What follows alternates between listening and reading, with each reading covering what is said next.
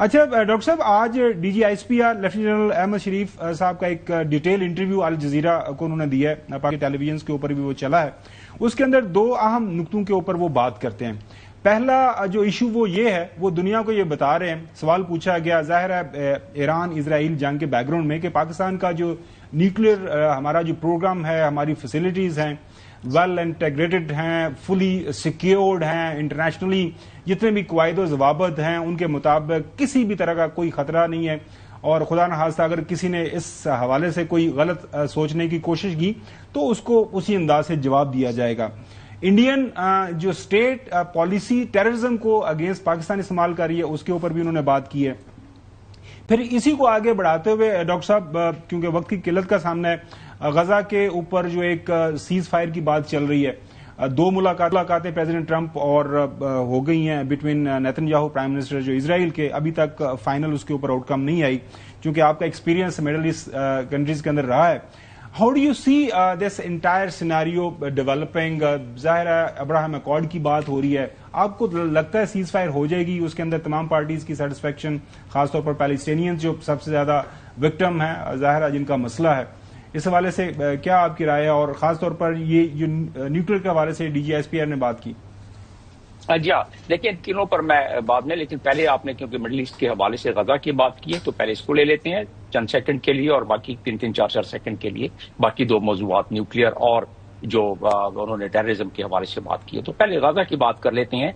ये जो गुफ्तगू हो रही है आजकल, और एक हफ्ते के लिए नेतन्याहू वहां उन्होंने पड़ाव डाल लिया है अमेरिका में, ये हमें इसमें थोड़ी सी किसी तनाजुर में इसको देख लेते हैं। और वो तनाजुर ये है कि अमेरिका में, और इसमें बड़ी किताबें लिखी गई हैं, एविडेंस है, मैं पेश कर सकता हूं इस प्रोग्राम में किसी और में, कि इसमें इजरायली लॉबी का एक बहुत बड़ा अमल दखल है। अभी नेतन्याहू का प्रोग्राम है एडमिनिस्ट्रेशन से मिलने का, और जब भी जाते हैं वो ऐसा होता है कांग्रेस मेंबरान से मिलने का। तो ये जो अमेरिका की पॉलिसी है, और इसमें बड़ा इस पे तस्करा पहले एविडेंस के साथ हो चुका है कि वो इन्फ्लुएंस और इम्पैक्ट होती है इजरायली लॉबी, जिस पर एक किताब भी है, जॉन मीर शाइबार की किताब है, जिस पे उन्होंने साबित कर दिया, वो प्रोफेसर हैं, शिकागो यूनिवर्सिटी में है, बड़े अच्छे पॉलिटिकल साइंटिस्ट हैं, साबित कर दिया उन्होंने कि किस तरह अमेरिकन जो है अमेरिका से फॉरेन पॉलिसी पे इजराइल हमेशा से असरअंदाज होता है। इसको मद्देनजर रख लें, और उसके बाद देखें कि अमेरिका इस पर कोई एतराज, अमेरिका क्योंकि इस वक्त डोनाल्ड ट्रंप का एक अपना अंदाज है और वो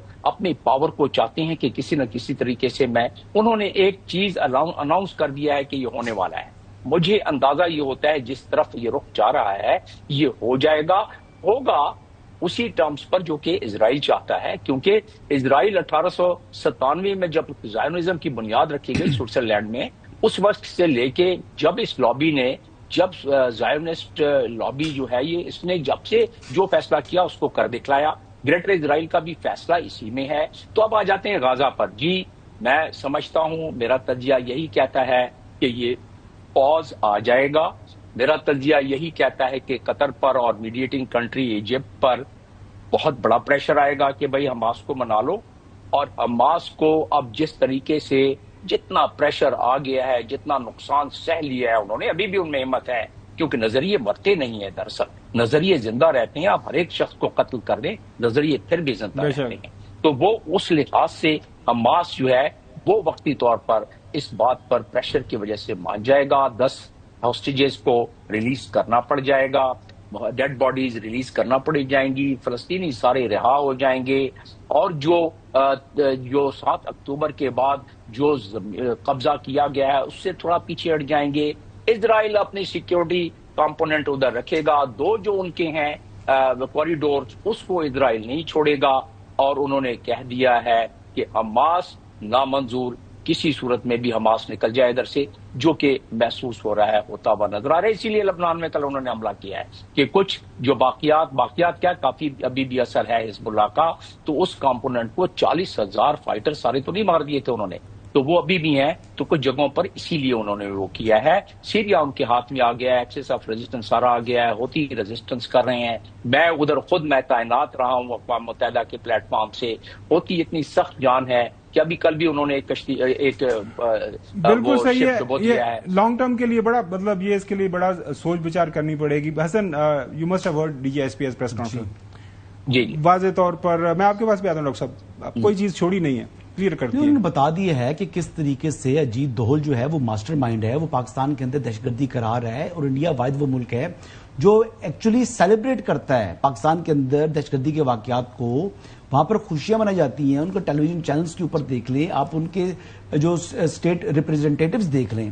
یعنی کوئی بھی پاکستان کیا دنیا کا ہر ملک کسی بھی دنیا کونے میں دہشت گردی ہوگی ہم اس کی مذمت کریں گے. ہم نے جو ہے وہ پہلگام واقعے کے اوپر بھی افسوس کا اظہار کیا اور ہم نے کہا جی کہ دہشت گردی کسی بھی شکل میں کسی بھی صورت میں قابل قبول نہیں ہے. لیکن جو ان کی اپنی چہرے دیکھ لیں کہ پراکسیز کے ذریعے خصوصاً بلوچستان کے اندر وہ جو ہے وہ یہاں پر بدامنی پھیلا رہے ہیں، اس کو ڈیسٹیبلائز کرنے کی ناکام کوشش کر رہے ہیں، تو ان کی تمام چالوں کے اوپر ایک تو پاکستان کے اوپر اس کے بعد شواہد بھی موجود ہیں اور ان کی چیزیں فلوٹ کر رہی ہیں on surface. He has said it very loudly and clearly. تو اب میرے خیال کے مطابق وقت آ گیا ہے کہ اس معاملے کو زیادہ سے زیادہ پروجیکٹ کرنا چاہیے اور اس کی ریاستی دہشت گردی جو وہ کر رہے ہیں دنیا کو اس کو زیادہ سے زیادہ دکھانا چاہیے کہ یہ اس کا اصل جو چہرہ ہے انڈیا کا. ڈاکٹر صاحب سوری چوہدری صاحب آپ کوئی کامنٹ کرنا چاہ رہے ہیں؟ چوہدری صاحب.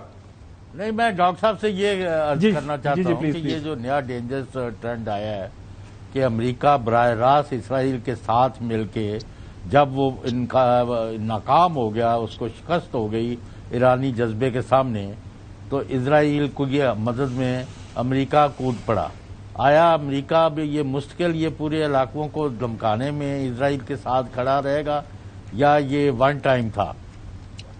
جب تک اسرائیلی لابی قائم ہے، امریکہ کی ڈائریکٹ انڈائریکٹ اور ہر لحاظ سے سپورٹ اسرائیل کو پہلے بھی جاری تھی، کئی دہائیوں سے جاری ہے اور اب بھی جاری و ساری نظر آتی ہے. اس کے انداز، اس کے تیور کچھ مختلف ہوں گے، اس لیے کہ امریکہ کو پتا ہے کہ اگر زیادہ پریشر پڑا ہمارے خاص طور پہ جو برادر ملک ہیں جہاں کے حکمران ان کو پتا ہے کہ اگر ان کی اپنی آبادیوں میں ایک باٹمز اپ پریشر ڈیولپ ہو گیا تو بہت ساری کرسیاں متزلزل ہو جائیں گی. تو اس لیے امریکہ بھی نہیں چاہتا ہے کہ وہ کرسیاں جو کافی دہائیوں سے چلی آ رہی ہیں نسل در نسل، وہ کسی لحاظ سے متزلزل. ڈاکٹر صاحب آنے والے